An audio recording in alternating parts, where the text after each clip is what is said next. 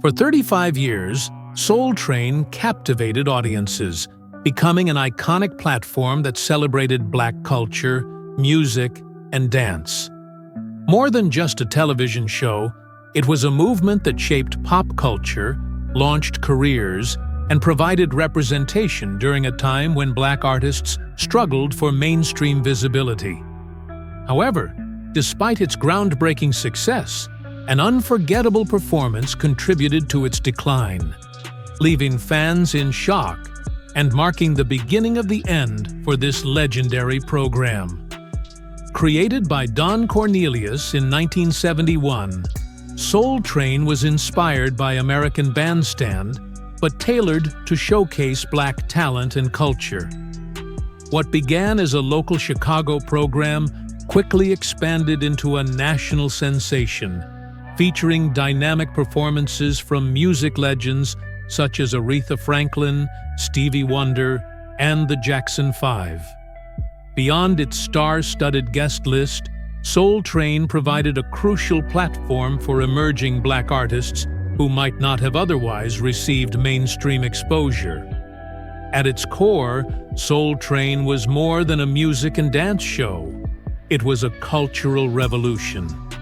The program offered a fresh portrayal of Black identity, challenging negative media stereotypes and celebrating excellence in music, fashion, and dance. For many viewers and dancers, it was a source of pride and inspiration, a space where Black creativity thrived on national television. Dancers like Jeffrey Daniel, who later influenced Michael Jackson's signature moonwalk, saw Soul Train as more than entertainment. It was a way of life. The show's legendary Soul Train line became one of its most cherished traditions, where dancers showcased their best moves in a vibrant display of talent and individuality. The dance floor wasn't just a stage, it was a place where trends were born, from popping and locking to voguing and breakdancing, styles that would later shape hip-hop and global dance culture. Fashion was another defining aspect of Soul Train. The dancers' bold, colorful outfits, ranging from dashikis to platform shoes, became instantly recognizable, influencing trends beyond the show. The vibrant and expressive styles reflected the era's spirit, allowing dancers to embrace their identity through fashion. As Jeffrey Daniel once described it, Soul Train's fashion was a powerful statement of self-expression. The show's significance extended beyond entertainment. It was instrumental in promoting Black excellence and empowerment at a time of social and political change. Segments like the Soul Train Scramble Board educated audiences about Black historical figures, while sponsorships from brands like Afro Sheen championed natural Black beauty. These elements reinforced messages of self-love and cultural pride, making Soul Train not just a music program, but a movement that uplifted the Black community. Throughout its run, Soul Train delivered some of the most memorable performances in television history.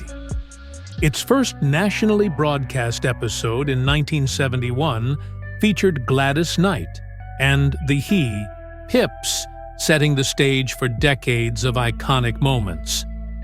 Michael Jackson's 1973 performance of Dancing Machine introduced audiences to the robot dance, a moment that would become legendary.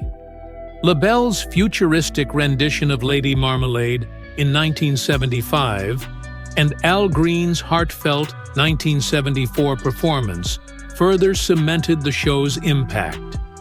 Even non-Black artists like David Bowie and Elton John made appearances, demonstrating Soul Train's broad influence while maintaining its cultural authenticity.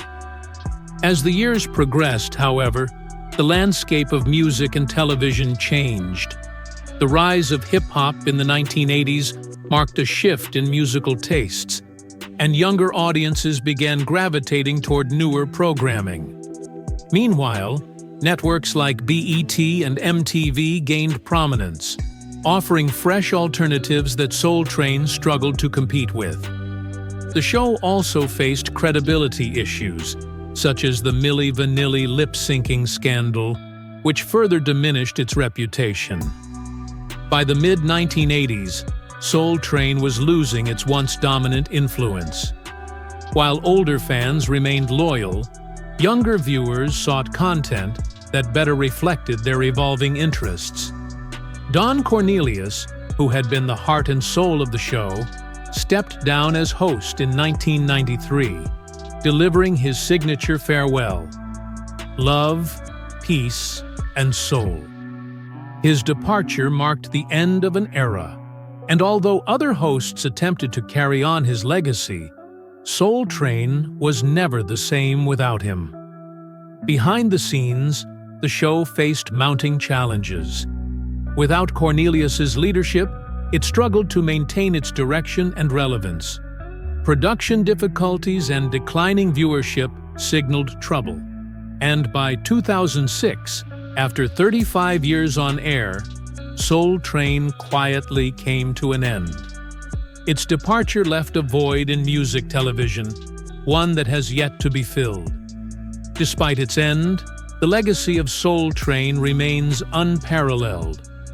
Fans continue to reminisce about the joy and unity it fostered, remembering it not just as a television show, but as a cultural phenomenon that defined generations.